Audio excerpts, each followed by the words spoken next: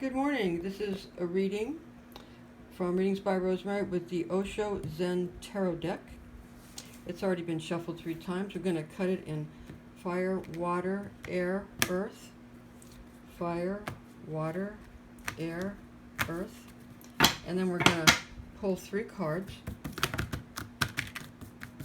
And we're going to give a past, present, and future reading. So we're going to pull past, present, and future. Therefore, what we have here is, in the past, we have morality. So in other words, the morality in the past would be like if somebody got really into religion in a way that is very strictly concerned about how people behave and rights and wrongs and what you must do and what you can't do, what you should eat, what you shouldn't eat, what you should wear, what you shouldn't wear, what you should do, and the judgment of others and self, whether it's religion or whether it's a system of any kind. For example, science can be a religion where you're supposed to have rituals that revolve around science. Everything you do in science is a ritual. That's what makes it science. And it always comes out the same, except when it doesn't. For example, the discipline of medicine is called an art and a science because it's not always a science, because it doesn't always come out the same way. Many times it doesn't come out the same way. So, because there's a factor involved that is called the black box theory, the cat in the black box, where they explain, for example, in pharmacology class, all of the technical reasons a certain pharmaceutical will work, a certain drug will work, and how it reaches a certain efficacy and why it does what it does. But then there's a part in it where it says, and then a miracle happens, and then this happens, and then this happens. So that's within everything.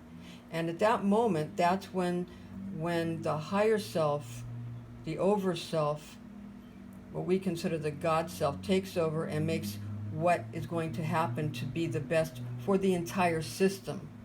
The entire system.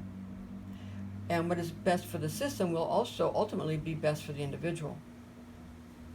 So the morality can cause someone to become jealous, and it can cause them to become older, and it can cause them to not be able to see anymore, and to want to hide the eyes. To hide the eyes, not want to see the self, and not want to see others, because everything becomes so embarrassing, and everybody becomes so embarrassed, and everything becomes, and everyone, including the self, becomes just impossible to listen to or to look at or to deal with, because of everybody feeling so mortified that they might have broken some moral rule or code of ethics or codex. So again, it causes jealousy, it causes also aging, and it causes the inability to see clearly, if at all. Now, in the present, we have rebirth. And I've been getting rebirth a lot in the present for my present readings. And perhaps it's what's up right now in general, because we have the higher self, the youth playing the flute, and we have the lion, the Christ self, the heart chakra, Christ consciousness, and then we have the camel, where the camel here below, the lion and the youth playing the flute. Well, we have the camel is the path to the higher self, which is in the throat chakra. Again, it's about speaking and sharing and speaking one's mind, and being able to have there be a conduit between the heart and the brain. They always say you have to capture hearts and minds, and you have to do that through propaganda or communication. I'm not saying all propaganda is bad. I'm just saying that there has to be some kind of sharing and sharing ideas with others to bring the feelings in the heart up to the conscious mind, where it can be realized in the consciousness, in the waking consciousness. Now, again, here we have the future consciousness. Consciousness. This is the enlightened pineal gland, third eye Buddha. The consciousness.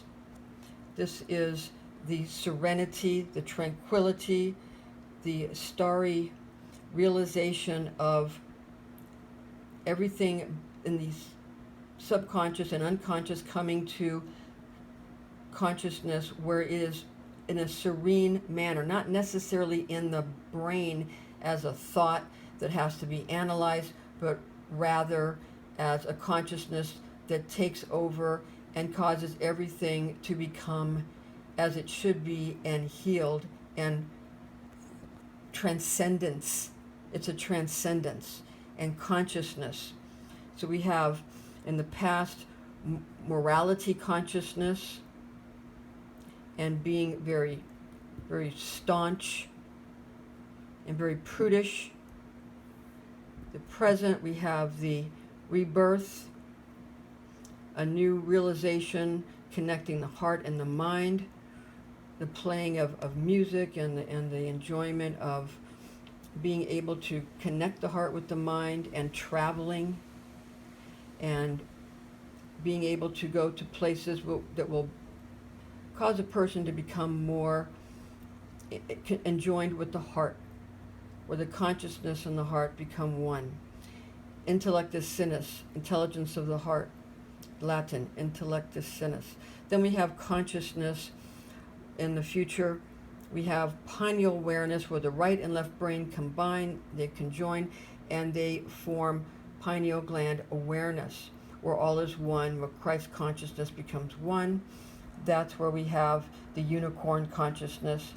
That's where all things are possible, and that's where the less you do and the more you are tranquil, and you do what comes naturally instead of things that are more forced.